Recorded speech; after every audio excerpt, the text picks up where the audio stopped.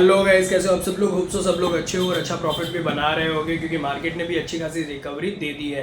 बात कर लेते हैं यहाँ पे विक्रम सोलार आईपीओ की। डिस्कशन शुरू करने से पहले मैं आपको बता देता हूँ, securities market are subject to market risk. यहाँ पे कोई भी बंदा शॉर्ट पैसा नहीं बना सकता, चाहे कोई भी कंडीशन लगा लो। एक आदमी अगर लॉस करेगा तभी दूसरा बंदा प्रॉफिट करेगा, अदरवाइज प्रॉफिट होने की संभावना नील हो जाती है।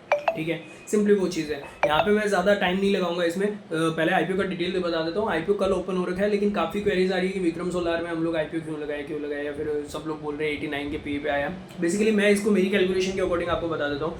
और वीडियो शुरू करने से पहले ये मैं डिस्क्लेमर भी दे देता हूँ, I am already a share holder of Vikram solar. और विक्रम सोलार मैंने 180 रुपये, 100 रुपये, 80 रुपये पे मैंने विक्रम सोलार बाय करके रखा है, तो मैं ऑलरेडी शेयर होल्डर हूँ। ठीक है, और मेरे को इस कंपनी में उतना पोटेंशियल दिखता है, that's why I am holding this. ठीक है, मेरी कैलकुलेशन सिंपल सी है। आज की डेट में ऑल ओवर द इंडिया या ऑल ओवर द वर्ल्ड सबसे हाईएस्ट जो बोलते हैं सोलर सिस्टम प्रोडक्शन की जो कैपेसिटी है, दैट इज़ 20 गीगावाट्स। वो इसके पास 2026 के अंत तक हो जाएगी पूरी की पूरी। ठीक है, और अगर उस हिसाब से देखें, और अभी इसका जो यूटिलाइजेशन है, कैपेसिटी कितना हो रहा है 1.2 गीगावाट्स। ठीक है, जो वारी एनर्जी से भी कई गुना ज़्यादा बड़ा हो जाता है। लेकिन उस टर्म्स के हिसाब से देखें, हम लोग ऐसा देखते हैं कि यार प्रोडक्शन तो बढ़ जाएगा, लेकिन हम वो बोलते हैं ना आगे डिमांड है क्या होती। तो एज़ पर वो बोलते हैं ना कि अभी के टाइम के हिसाब से as of now solar system की इतनी ज़्यादा डिमांड है कि पीछे से प्रोडक्शन सप्लाई शॉर्ट है। ठीक है, तो इन शॉर्ट डिमांड बहुत भयंकर है। पीछे जितनी सप्लाई होगी पूरा का पूरा सप्लाई है वो एब्जॉर्ब होने वाली है। तो मैं उसको अगर फुल्ली यूटिलाइजेशन के हिसाब से कैलकुलेशन करके मैं आपको अभी बता दूंगा कि पी रेशो और पीबी रेशो क्या निकल के आता है। उस हिसाब से आप अपना डिसीजन बना लेना कि आपको ये महंगा लगता है या सस्ता लगता है। उसके अलावा जो दूसरा नेगेटिव पॉइंट सब लोग बता रहे कि पहले इनका एक्सपोर्ट ज़्यादा हो रहा था, अभी इनका एक्सपोर्ट पता नहीं क्यों बंद क्यों हुआ। तो दी वेरी फर्स्ट मैं आपको ये बता देता हूँ, पहले इनका जो पूरा का पूरा आरएचपी पढ़ा करो तो सारी की सारी चीज़ें समझ में आ जाएगी आपको। साफ साफ दे रखा है भैया। ऐसा है कि पहले ये पूरा का पूरा आगे मतलब एक्सपोर्ट कर रहे थे, लेकिन एज ऑफ नाउ यहाँ पे क्या हो रहा है, इनका ये सिस्टम है कि इन्होंने अब डिस्ट्रीब्यूटर चैनल बना दिया। ठीक है, अगर डिस्ट्रीब्यूटर चैनल बना देते तो डिस्ट्रीब्यूटर आगे चाहे एक्सपोर्ट करो तो उसमें कोई दिक्कत वाली बात नहीं है। तो डिस्ट्रीब्यूटर के थ्रू भी इनका नेटवर्क बढ़ रहा है, और जैसे जैसे प्रोडक्शन एक्स्ट्रा होगा उसी हिसाब से एक्सपोर्ट करेंगे। पहले क्यों करेंगे, क्योंकि एक्सपोर्ट में भी भाई साहब बहुत ज़्यादा कंप्लाइंसेस फॉलो करना पड़ता है, तो वो सारी चीज़ें भी यहाँ पे देखने को मिलती है। तो वो भी कोई नेगेटिव पॉइंट नहीं है डिस्ट्रीब्यूटर के थ्रू। जस्ट लाइक वारी एनर्जी जिस हिसाब से डिस्ट्रीब्यूटर बनाता है, डिस्ट्रीब्यूटर बना के आगे रिटेल में सेलिंग करना इस लाइक कंपनी का मेन फंडामेंटल बिजनेस बन चुका है। ठीक है, अभी के हिसाब से जो कंपनी का जो मैंने सेल्स देखा है, सेल्स जो मैंने 31 मार्च 2025 एज पर आरएचपी है वो मेरे सामने खुला हुआ है। जो टोटल इनकम आई है या रेवेन्यू बोल सकते हो आप उनको, वो है 3459 करोड़। ठीक है, 3459 करोड़। वो कितने पे है, 1.2 गीगावाट्स की प्रोडक्शन कैपेसिटी पे है। इसका प्रोडक्शन 100% फुल्ली यूटिलाइज होने वाला है एज ऑफ नाउ, ऐसा दिख रहा है, और ऐसी एक्सपेक्टेशन मैं कर सकता हूँ। बाकी सब्जेक्ट टू मार्केट रिस्क यहाँ पे अवेलेबल है।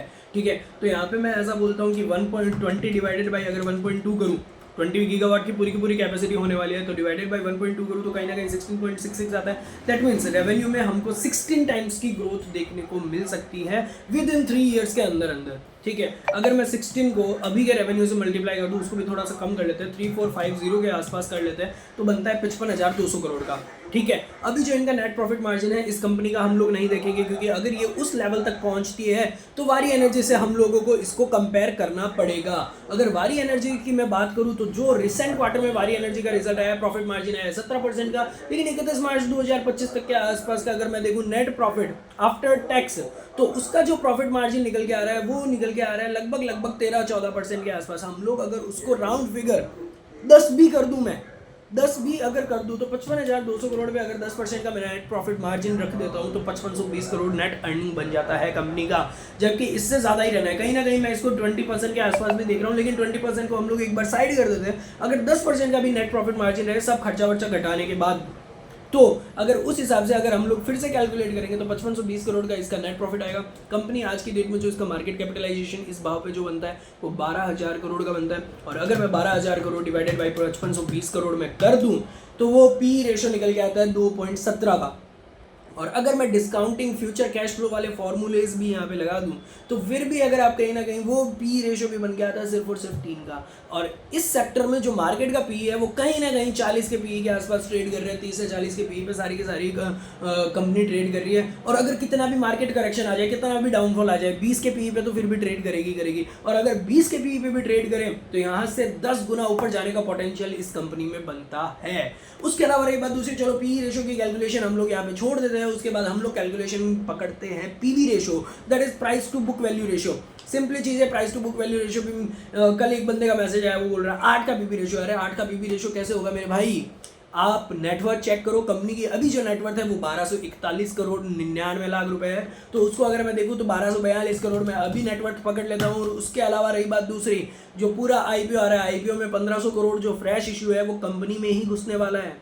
तो उससे नेटवर्थ बढ़ेगी लाला, इक्विटी कैपिटल पूरी की पूरी बढ़ेगी। इक्विटी कैपिटल अगर 1500 करोड़ से फिर से बढ़ जाती है तो नेटवर्थ बन जाती है 2742 करोड़ रुपए। और 2742 करोड़ के हिसाब से अगर मैं देखूँ वापस 12,000 crore divided by 2742 crore multiply छोड़ दो इज इक्वल्स टू कर दो, तो सीधा सीधा जो पीवी रेशो निकल के आ रहा है वो आ रहा है 4.37।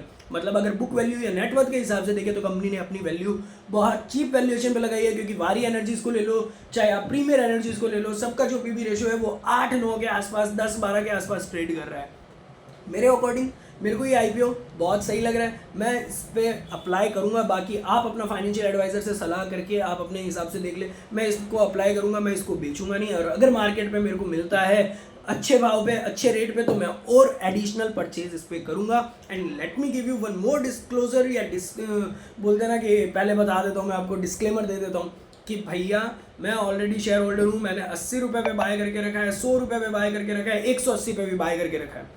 तो इन शॉर्ट मेरे लिए ये कंपनी, मैं ऑलरेडी इसका शेयर होल्डर हूँ। तो वो सारी चीज़ें मैंने आपको डिस्क्लेमर में भी बता दी। बाकी अपने फाइनेंशियल एडवाइजर से कांटेक्ट करके बता दो आप क्या कर रहे हो, वो नीचे कमेंट सेक्शन में बता दो कि आप अब आईपीओ सब्सक्राइब कर रहे हो या नहीं कर रहे। That's all from my side. बाकी और कोई डाउट हो और कुछ समझना हो तो आप मेरे को मैसेज कर सकते हो, मैं आपका वीडियो बना के रिजॉल्व कर देता हूँ। और एज ऑफ नाउ मैं आपको ये चीज़ ज़रूर बोलूँगा, ध्यान देने लायक है तो जैम एरोमेटिक्स का थोड़ा सा ध्यान से उसको आईपीओ अप्लाई करना। कहीं ना कहीं मेरे को उसमें रिस्क फैक्टर थोड़े बहुत ज़्यादा दिख रहे हैं, तो थोड़ा सा संभलने की ज़रूरत है। बाकी स्टॉक मार्केट और सब्जेक्ट टू मार्केट रिस्क, यहाँ पे कोई भी बंदा शॉर्ट पैसे नहीं बना सकता, चाहे प्रॉफिट हो चाहे लॉस हो, बराबर होता है। तो वो सारी चीज़ें ठीक है। ये है मेरा एनालिसिस, आप क्या कर रहे हो आप मेरे को कमेंट में बता सकते हो।